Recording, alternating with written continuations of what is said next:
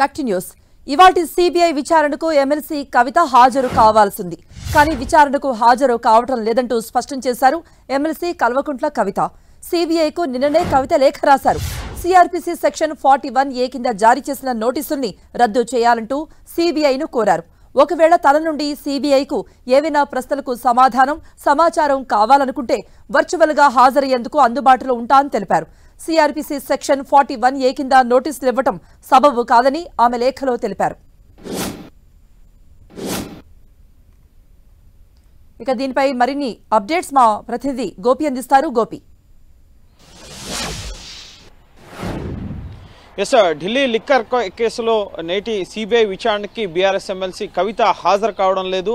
తనకిచ్చిన నోటీసులే చట్ట విరుద్ధం, వాటిని ఉపసంహరించుకోవాలని చెప్పి కవిత సిబిఐకి లేఖ రాయడం జరిగింది. సిఆర్పిసి 41A కింద నిందితులకి అనుమానితులకి నోటీసులు ఇవ్వడం జరుగుతుంది. గతంలో విట్నెస్గా సిఆర్పిసి 160 కింద 2022 డిసెంబర్లో కవిత స్టేట్మెంట్ని సిబిఐ అధికారులు రికార్డ్ చేశారు. ఆమె నివాసంలోనే 7 గంటల పాటు ఆమెను ప్రశ్నించి ఈ లిక్కర్ పాలసీ కేసుకు సంబంధించి ఆమె వద్ద నుంచి ఆమెకు తెలిసిన సమాచారాన్ని సిబిఐ అధికారులు సేకరించడం జరిగింది. ఆ తర్వాత ఈ కేసులో అరెస్ట్ అయిన నిందితులు అలాగే వారిచ్చిన స్టేట్మెంట్స్ వాంగ్మూలాల ఆధారంగా కవితకు మరొకసారి నోటీసులు జారీ చేయడం జరిగింది. ఈ కేసులో అరెస్ట్ అయిన వారిలో ముఖ్యంగా సౌత్ గ్రూప్కు సంబంధించి మాగుంట రాఘవ, శరత్ చంద్రారెడ్డితో పాటుగా అభిషేక్ బోయిన్పల్లి, అలాగే ఢిల్లీలో కవిత పిఏ అయిన పిఏ కూడా అశోక్ కౌశిక్ కూడా స్టేట్మెంట్ ఇచ్చినట్లుగా తెలుస్తోంది. సో వాటి ఆధారంగానే కవితకు నోటీసులు ఇవ్వడం జరిగింది. అయితే తనకు ఏ కోణంలో ఈ 41A కింద నోటీసులు ఇచ్చారో నాకు అర్థం కావడం లేదు, అనుమానాలకు తావిస్తోంది.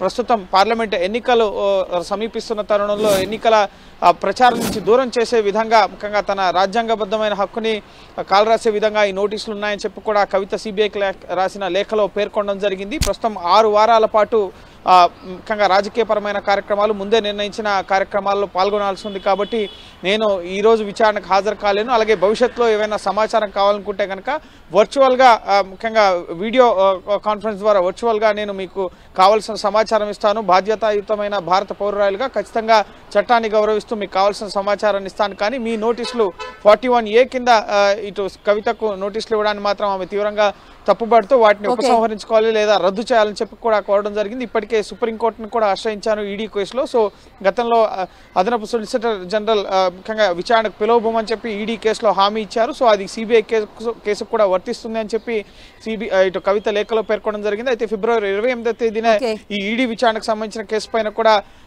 సుప్రీంకోర్టులో విచారణ జరగబోతుంది. కాబట్టి సో ఫిబ్రవరి 28వ తేదీ తర్వాత లిక్కర్ కేసుకు సంబంధించి ముఖ్యంగా కవిత విచారణకు హాజరు కావాల్సి ఉంటుందా లేదా అన్న దానికి సంబంధించి స్పష్టత వచ్చే అవకాశం ఉంటుంది. సో 28 తర్వాత కీలక పరిణామాలు చోటు చేసుకునే అవకాశం అయితే కనిపిస్తుంది. రైట్ గోపి.